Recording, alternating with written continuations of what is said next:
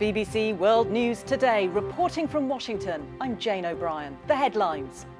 US police say the gunman who shot dead 3 officers in Baton Rouge on Sunday had specifically targeted them.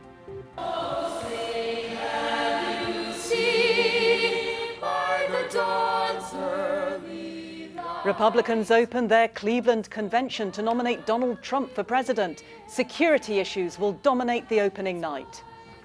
Also coming up, Russian President Vladimir Putin says that World Anti-Doping Agency's report on doping among Russian athletes could lead to a split in the Olympic movement. And there are conflicting reports about whether a former Turkish Air Force commander has confessed to planning Friday's attempted military coup.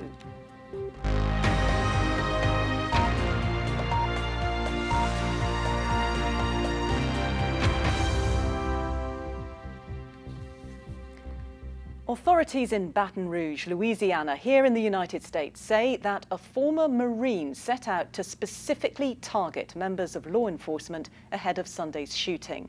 The gunman, who's been identified as 29-year-old Gavin Long, posted videos online in which he criticised the police treatment of African Americans and urged people to fight back. Long, who is himself black, was killed in the shootout that left 3 officers dead. From Baton Rouge, Nick Bryant has more.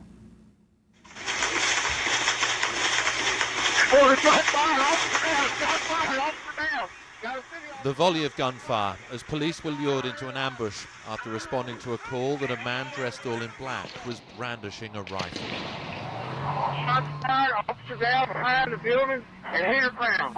I don't know where the subject shooting from. Shots fired, officer down, says a policeman in panic, as the gunman deliberately targeted his colleagues. The attack unfolded just yards from the police headquarters in Baton Rouge, the focus of angry protests for the past 2 weeks, after the police shot dead a black man earlier this month. The lone gunman has been identified as Gavin Eugene Long, a 29-year-old former Marine who served a 6-month tour of duty in Iraq. I told you. He also had an online alias, Cosmo, and posted video messages on the internet complaining about the treatment of African Americans at the hands of police. I'm in Dallas right now. In this one, he claimed to be in Dallas, days after the killing of 5 officers in the city. These were his 3 victims, Matthew Gerald, Brad Garafola and Montrell Jackson. Officer Jackson had posted an emotional message on Facebook just days before, describing how hard it was to be a black police officer in Baton Rouge. "I swear to God I love this city, but I wonder if this city loves me," he wrote. "In uniform I get nasty, hateful looks, and out of uniform some consider me a threat." Race relations in America haven't been this tense for 20 years, since the Los Angeles riots of the early 1990s. And many people are asking, when will this spiral of violence end? Nick Bryant, BBC News, Baton Rouge. Well, preventing the sort of violence we've seen in Baton Rouge and elsewhere across the US is the main theme on day 1 at the Republican National Convention, now underway in Cleveland, Ohio. Police there have asked Ohio's governor to suspend open carry gun rights in the wake of the Louisiana shootings. The law allows licensed gun owners to carry weapons in public. The governor says he doesn't have the authority to do that. Well, security is tight in Cleveland, where Donald Trump will be confirmed as the Republican nominee. Among the speakers tonight are Mr. Trump's wife, Melania, and Iowa Senator Joni Ernst, on a theme of Make America Safe Again. Well, Jane Newton-Small is Washington correspondent for Time magazine and the author of Broad Influence. She joins me now live from Cleveland. Jay, Donald Trump is positioning himself really as the candidate for law and order. Why do you think he thinks that message is going to resonate with voters? Well, given all the violence that you've seen in Baton Rouge and in Dallas in recent weeks and how terrible race relations are in the United States, it is a message that's resonating with a lot of Americans who do feel unsafe. I just spent the morning at a pro-Trump rally held by Bikers for Trump, and they've said that they're here to support the police and they're here to protect the police, and they have thousands of bikers here in Cleveland, just here in case somebody wants to do violence against the police or against any Trump supporters, because they believe so strongly that Donald Trump is the man to make America safe again. It's also a very divisive atmosphere, and a lot of his rhetoric has alienated his own Republican Party. What can he do at this convention to try and unify Republicans? It is striking. There was also an anti-Trump rally that was held across town that police very carefully separated. And it is a very divided country. It is, and Donald Trump's rhetoric has certainly not helped. He talks about immigrants in negative ways as rapists and murderers. He talks about banning Muslims or suspending their immigration from the United States. And a lot of the people at the anti-Trump rally use that as reasons why they think Donald Trump is not the man to make America safe again. In fact, it would make America more dangerous.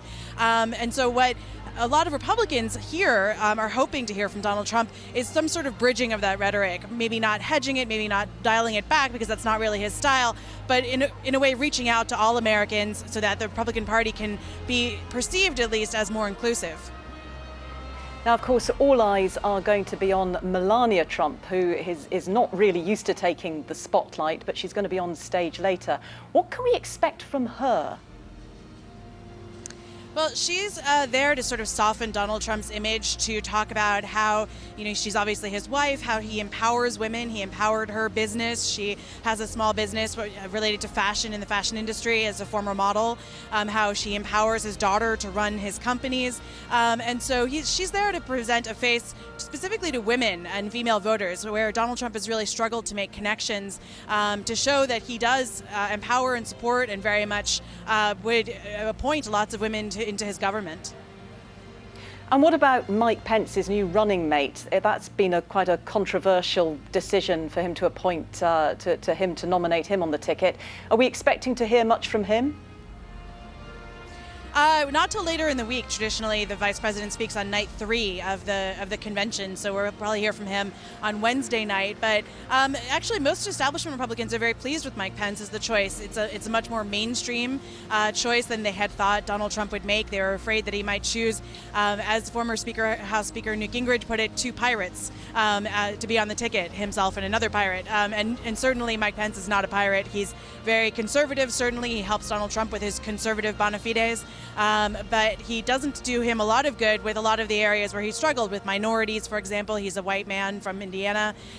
With women, Mike Pence has had a long track record that is not great with women as well on social conservative issues. So in some ways it bolsters Donald Trump's case with the establishment Republican, with the base, the Republican base for conservatives who don't particularly like Trump, think that maybe Trump isn't conservative enough, but he doesn't help in other areas. An interesting few days ahead. Jay Newton-Small, thank you very much for joining me. So that's what is happening in the convention hall, but what about outside the political bubble? What are the issues that are hitting home for regular Americans? Well, I took a drive to Winchester, a historic city in Virginia with deep roots in American politics. And as I discovered, views there are strongly held and diverse. The city of Winchester, population around 27,000. A place where history meets modern America. George Washington surveyed the land this city was built on and held his first elected office here.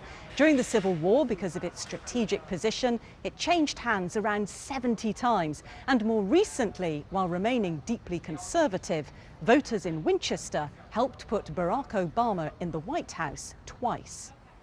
At the Winchester Brew Works, they're concocting Wink Griddle, a maple sage ale to complement more traditional tipples. The business only opened a few months ago, and the owners fret about anything that might harm the local economy. One of the concerns that's being brought up now is the minimum wage increase, which is awesome. On a personal level, I love that. But as a business owner, that's a really hard thing to manage. It's a hardship for us to be able to come up with that kind of money, and that would put us, I think, at a disadvantage because we won't be able to take on new staff or less staff. In Winchester's revitalised city centre, you can find pork butts smoking outside bars and restaurants. The pedestrian mall has certainly been a boon to local businesses, and some have also benefited from Obamacare. Julie Napier is a wedding photographer and used to pay $1,000 a month in health insurance. Now, since the Affordable Care Act was passed, I'm looking at $350 a month, which is still a considerable amount of money, but it's affordable, and that's really important to me. This is one of Winchester's newest additions, a cafe where gay, lesbian and transgender people can feel safe.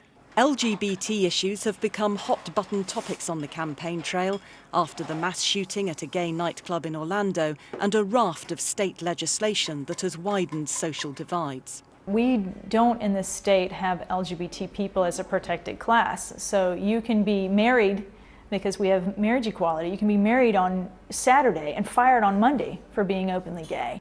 You can be discriminated against in housing for being openly gay. These are everyday implications outside of the bubble of Washington, so to speak, that impact my friends and my family and my customers. In the Republican primary, Winchester voted overwhelmingly for Donald Trump. But for the Democrats, Hillary Clinton beat Bernie Sanders by fewer than 100 votes. Neither candidate is well liked in America, and that could affect turnout in November here and across the country. The view there from Winchester. Let's have a look at some other news going on today. And the British Prime Minister Theresa May has addressed Parliament, saying it would be irresponsible for the UK to abandon its nuclear weapons programme. Her comments came as lawmakers prepared to vote on renewing the country's Trident nuclear weapons system. Mrs May said threats from states like Russia and North Korea remained very real. The head of the United Nations Children's Agency says HIV/AIDS remains the leading cause of death among Africans between the ages of 10 and 19. Speaking at the start of an international AIDS conference in South Africa, he said the mortality rate had more than doubled since the year 2000. Now, Turkey is continuing its extensive purge of government institutions, today suspending nearly 8,000 police officers suspected of being involved in Friday's failed coup attempt. 6,000 members of the military and the judiciary have already been detained. Our correspondent Mark Lowen reports from Istanbul. This was Turkey's slide into chaos. Chilling new pictures of warplanes flown by rebel soldiers attacking the intelligence agency as the coup unfolded. The authorities opened fire to try to down the jets. Within hours, the takeover had been crushed. But now, the backlash.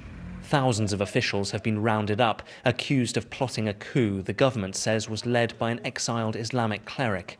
President Erdogan says this is a gift from God to cleanse the military. One of Arslan Ayan's relatives, a judge, has been detained, charged with backing the operation. How could a judge can overthrow a government? How is that even possible? He doesn't have a gun, he doesn't have anything in his hand. How is that even possible? Can you explain it to me? But did he support the military overthrow? Of course not. Who could support the military? It's impossible. My family is really devastated by the news. This has brought Turks together in support of their nation, but not their president. On that, they are still profoundly divided. His supporters feel emboldened, his critics fearful that the purges will intensify. One side of this fragile country set against the other. The government has spoken of restoring the death penalty. That, says Brussels, would end Turkey's talks to join the EU. But the ex-Prime Minister told the BBC criticism of Turkey's response is unjust. Those who have concern regarding Turkey, they should raise their concern regarding this coup d'etat, rather than the attempts to stop a coup d'etat. European Union has failed in this sense, in Egypt, in Syria, in other places, to defend democracy. Turkey is on alert, and there is now a palpable hunger for revenge. Mark Lowen, BBC News, Istanbul.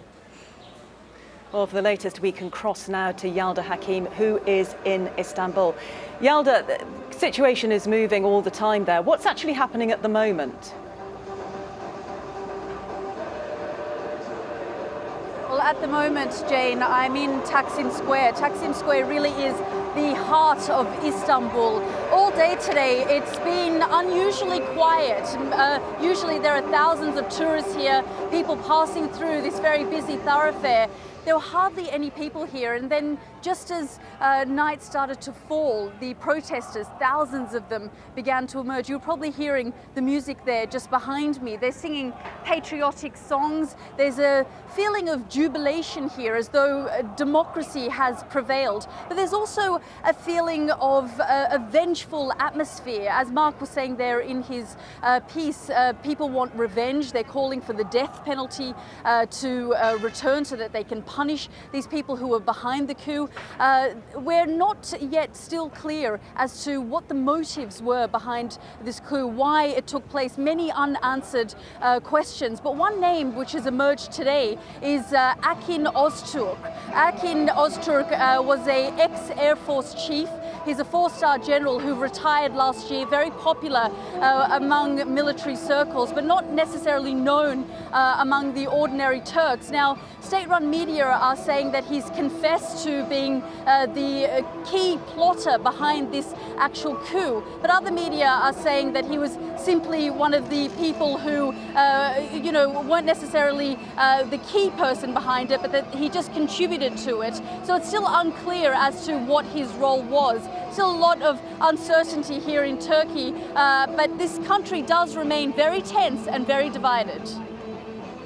Given the atmosphere that you're talking about, who can you actually believe at the moment? It's very difficult to know. I mean, the 2013 pro-democracy protests that took place in this very place are a different lot of people. The people who have come out here tonight are hardcore, staunch Erdogan supporters. The night that the coup took place, Friday night, he came out and he called on his people, his supporters, to come out on the streets, show their support, show their defiance, show the military that they cannot take over this country. So the people that you're hearing and seeing behind me are pro-Erdogan supporters. They say that they're not out here just for Erdogan, they're here for democracy. It's really difficult to know at this stage who to believe and whether these people who are confessing to the coup are being forced under interrogation. We mustn't forget that more than 300 people were killed as the events unfolded on Friday night and Saturday morning. Up to 8,000 people have now been arrested from the judiciary, the military and the police. The situation is still very unclear and people are still asking many questions. Well, Yalda Hakim with the very latest there from Istanbul. Thank you very much indeed. Now, the French Prime Minister has been booed by crowds in Nice at the end of a memorial service for the victims of the attack in which 84 people died. Hecklers called on Manuel Valls to resign. The French government has been accused of not doing enough to keep its citizens safe. Our Paris correspondent Lucy Williamson reports. He came to show respect, not to get it, just as well. France's Prime Minister stood on Nice's promenade, excluded from the brotherhood of grief, alone in a crowd of thousands.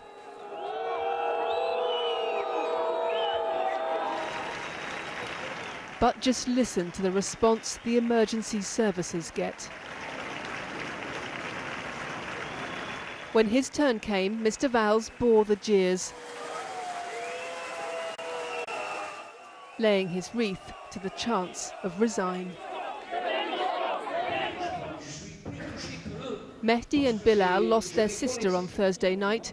Despite the rhetoric of right-wing parties, her death, they say, had nothing to do with Islam. It's political. I'm angry with the media. My sister was not killed by a Muslim. We are Muslims. That man was not. With 13 victims still unidentified, investigators say their killer's computer revealed a fascination with violence and radical Islam, but no direct command. The investigation does not show that the attacker had pledged allegiance to ISIS or that he was in touch with members of the organization, but the analysis of his computer shows a clear interest in the jihadist movement. After last year's attacks, people packed this square in the name of unity. France's national motto, liberty, equality, brotherhood, has been inscribed here for more than a century. Now, in the shadow of presidential elections, people are asking, where does security fit in? And when they gathered on the promenade today, the mood had changed. What once looked like solidarity here is starting to feel very thin. Lucy Williamson, BBC News, Paris.